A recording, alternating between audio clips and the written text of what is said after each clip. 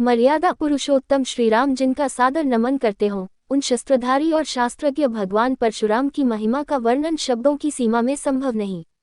वे योग, वेद और नीति में निष्णात थे, तंत्रकर्म तथा ब्रह्मास्त्र समेत विभिन्न दिव्यास्त्रों के संचालन में भी पारंगत थे, यानी जीवन और अध्यात्म की हर विधा के महारथी। विष्णु के छठे अवतार परशुराम पशुपति का तप कर परशुधारी बने और उन्होंने शस्त्र का प्रयोग कुप्रवृत्तियों का दमन करने के लिए किया। कुछ लोग कहते हैं परशुराम ने जाति विशेष का सदैव विरोध किया, लेकिन यह तार्किक सत्य नहीं। तथ्य तो ये है कि संहार और निर्माण दोनों में कुशल परशुराम जाति नहीं अपितु अवगुण विरोधी थे। गोस्वामी तुलसीदास के शब्दों में, जो खल दंड करहु नहीं तोरा, भ्रष्ट होए श्रुति मार्ग मोरा की परंपरा का ही उन्होंने भली भांति पालन किया।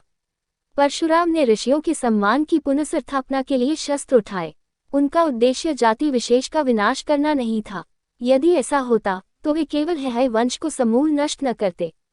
जनक, दशरथ आदि राजाओं का उन्होंने समुचित सम्मान किया। सीता स्वयंवर में श्रीराम की वास्तविकता जानने के बाद प्रभु का अभिनंदन किया, तो कौरव सभा में कृष्ण का समर्थन करने में भी परशुराम ने संकोच नहीं किया। कर्ण को श्राप उन्होंने इसलिए नहीं दिया कि कुंतीपुत्र किसी विशिष्ट जाति से संबंध रखते हैं, वरन असत्य वाचन करने के दंड स्वरूप कर्ण को सारी विद्या विस्मृत हो जाने का श्राप दिया था। कौशल्य पुत्र राम और देवकीनंदन कृष्ण से अगाध स्नेह रखने वाले परशुराम ने गंगापुत्र देवव्रत, भीष्म पितामह को न सिर्फ युद्धकला में प्रशिक्षित किया, बल्कि ये कहकर आशीष भी दी कि संसार में किसी गुरु को ऐसा शिष्य पुनः कभी प्राप्त न होगा। पौराणिक मान्यता के अनुसार अक्षय तृतीया को ही त्रेता युग का प्रारंभ हुआ था। इसी दिन यानी वैशाख शुक्ल तृतीया को सरस्वती नदी के तट पर निवास करने वाले ऋषि जमदग्नि तथा माता रेणुका के घर प्रदोषकाल में जन्मे थे परशुराम। परशुराम के क्रोध की चर्चा बार बार होती है, लेकिन आक्रोश के कारणों की खोज बहुत कम हुई है। परशुराम ने प्रतिकार स्वरूप हयवंश के कार्तवीर्य अर्जुन की वंश बेल का 21 बार विनाश किया था, क्योंकि कामधेनु गाय का हरण करने के लिए अर्जुन पुत्रों ने ऋषि जमदग्नि की हत्या कर दी थी। भगवान दत्तात्रेय की कृपा से 1000 भुजाएं प्राप्त करने वाला कार्तवीर्य अर्जुन दम से लबालब भरा था। उसके लिए विप्रविद जैसे खेल था, जिसका दंड परशुराम ने उसे दिया।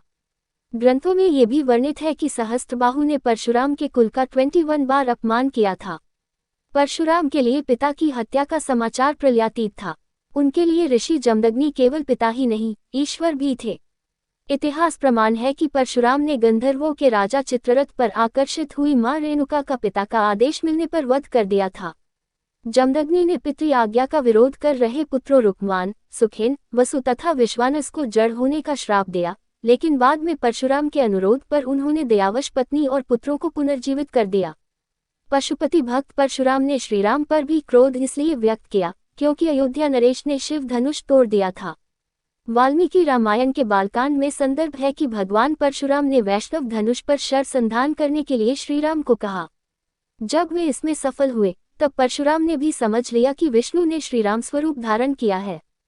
परशुराम के क्रोध का सामना तो गणपति को भी करना पड़ा था। मंगलमूर्ति ने परशुराम को शिव दर्शन से रोक लिया था। रुष्ट परशुराम ने उन पर परशु प्रहार किया, जिससे गणेश का एक दांत नष्ट हो गया और वे एक दिन कहलाए। अश्वत्थामा, हनुमान और विभीषण की भांति प्रभु स्वरूप परशुराम के संबंध में भी ये बात मानी जाती है कि वे चिरजीवी हैं।